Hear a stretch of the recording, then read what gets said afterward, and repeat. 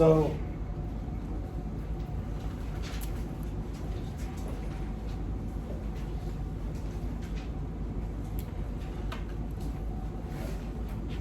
by way as a review, you'll remember this, right?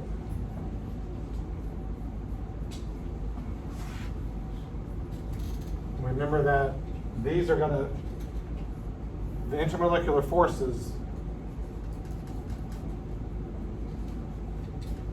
strength increases as we go up. So you have your electrostatic interactions.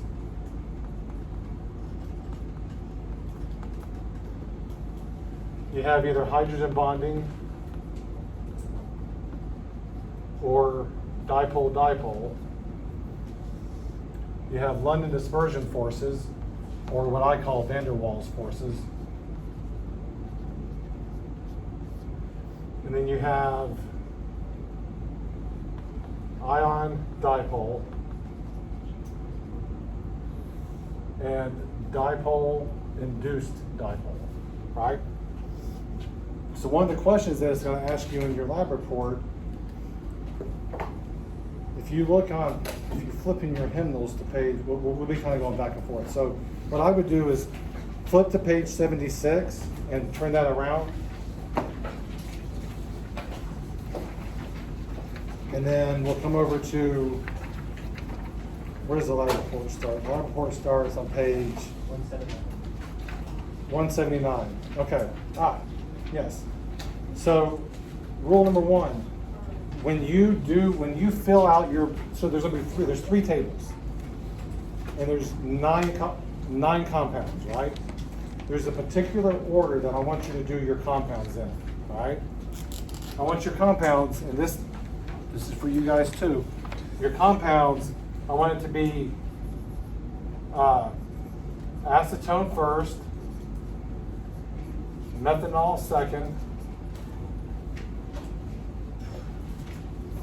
ethanol third, 1 propanol, 2 propanol,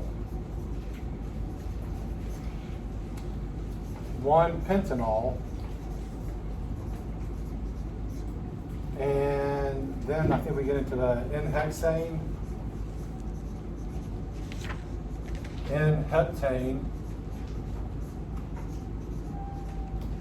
and N-octane. So all three tables I want you to do it in this order. It's going to make my grading way easier if we all order our data the same way, because I know what the answers should be. All right. So on page 179, on page 181, and on page 183, it'll all look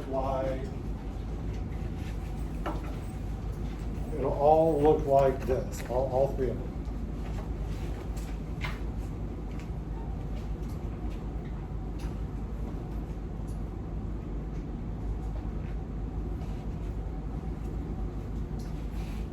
So I want them all in that order. I would show you the first page, but I screwed the first page up.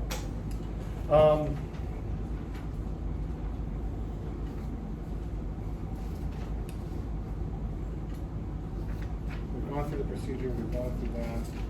All right, let's start walking through. Let's walk through the lab lecture and let's see. Okay, so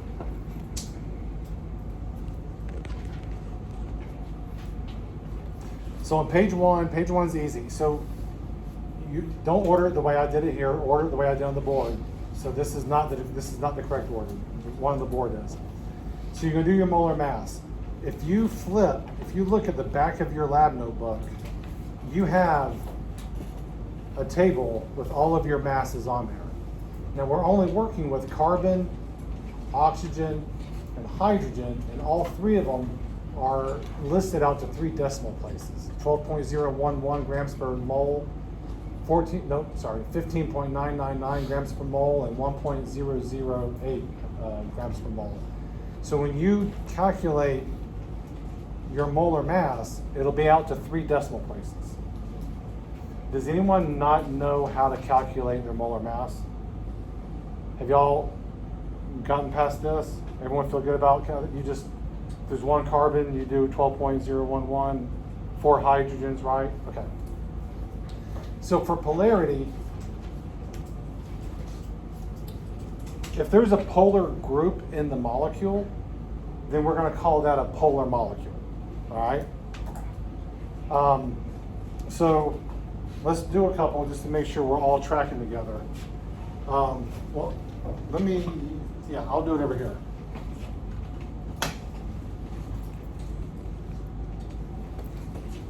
Eraser is not going to be what gets me done. So for instance, like if we do methane, or sorry, methanol,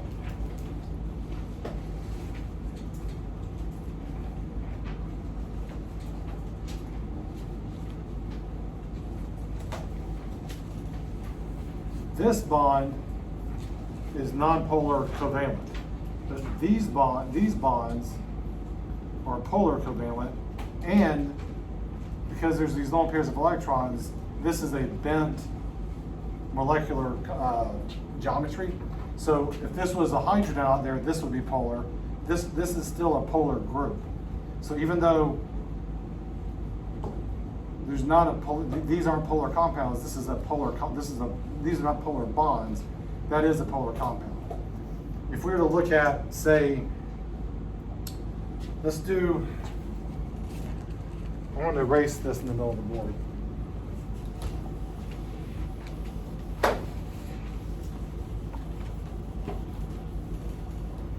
So one of the compounds we're supposed to do, that you're supposed to be working with, is hexane. And if you look on page, I think 76 or something like that. Where's the, back in the lab, I think it's page, yeah. If you look at page 76, it gives you all of the chemical formula for these different compounds. So 76 is going to be your friend. It tells you acetone, methanol, all of them.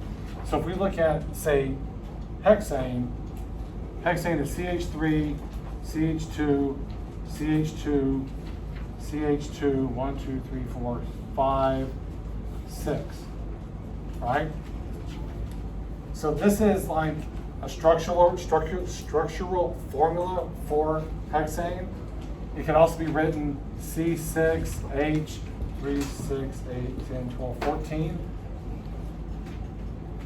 So that's the molecular or the molecular formula. Well, yeah, structural formula, molecular formula. You could draw this like this.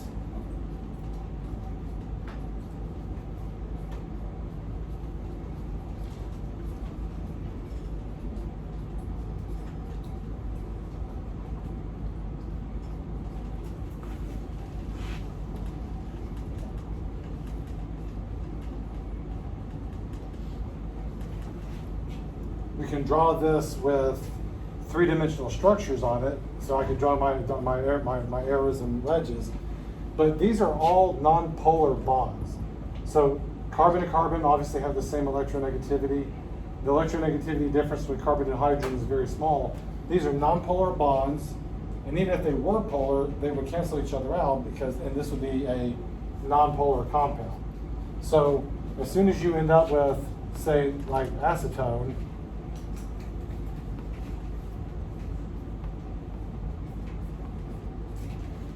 these tetrahedral carbons are nonpolar, but this is a trigonal planar carbon. One, steric number 3, trigonal planar electronic geometry, trigonal planar molecular geometry. This is a polar bond, and this is an overall polar compound. So it wants you to, and whatever that problem was, page.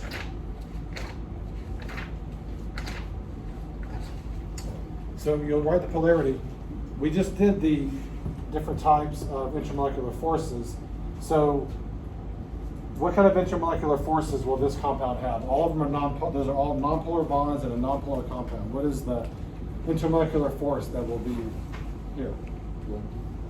What is that? London dispersion force. That's the only one it has. The London dispersion forces are everywhere. So, what kind of intermolecular forces will acetone have with this carbon double bonded oxygen? Dipole-dipole interaction. Here's one dipole, and what you would see is another acetone molecule.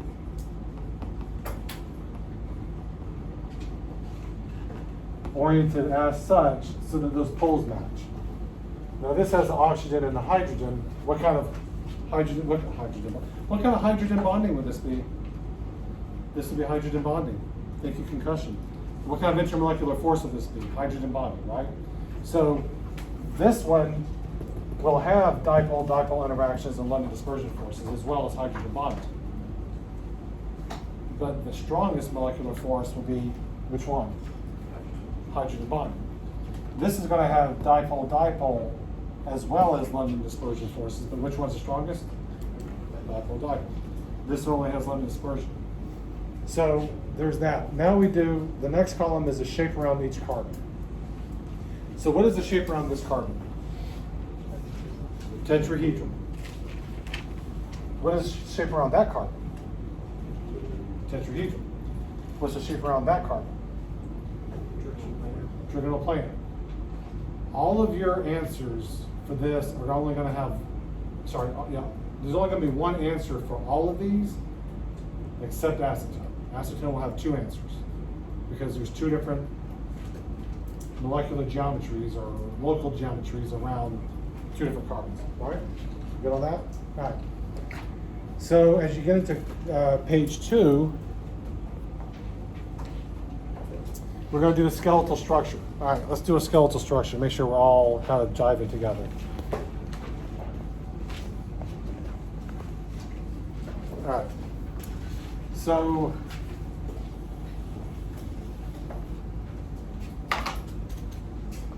you have like a chemical formula, you have like a molecular formula, you have a structural formula. Now we're going to do a skeletal formula.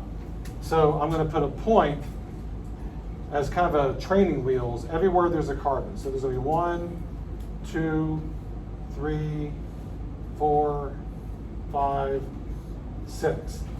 So this is a structural formula. Each one of these dots is one of these carbons. And you have to infer how many hydrogens are around it. If it was an oxygen,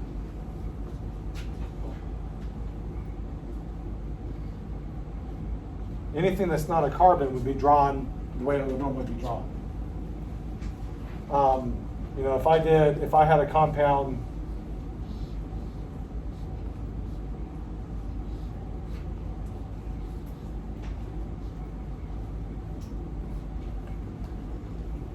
all these points are still carbons. And then you draw anything that's not a carbon, you draw all your bonds when you do a skeletal.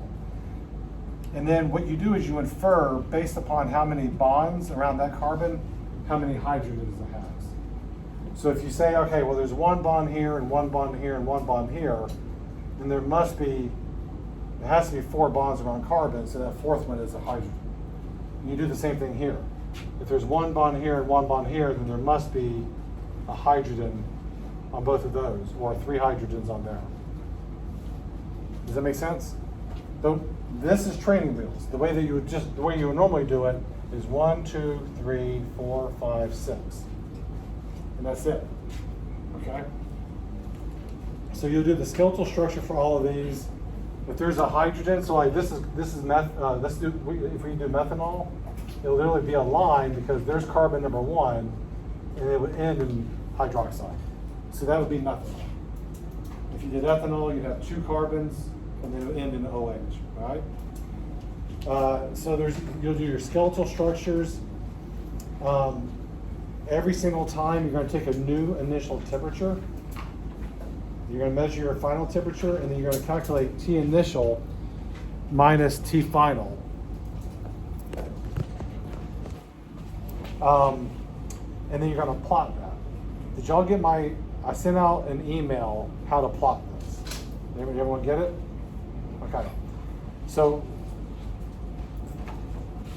this has 1 carbon in it, this has 2 carbons in it, this has 3 carbons in it, this has 5. So one of the questions it's going to have you do is interpolate, which is guessing a point between 2 points on a trend line. Everyone knows the word extrapolate. Extrapolate is what we're going to do down here. So you have hexane, heptane, and octane. So when you get that trend line, it's going to ask you to extrapolate to pentane, 876 to the 5th carbon. And here we have 5, 3, 2, 1. It's going to ask you to interpolate.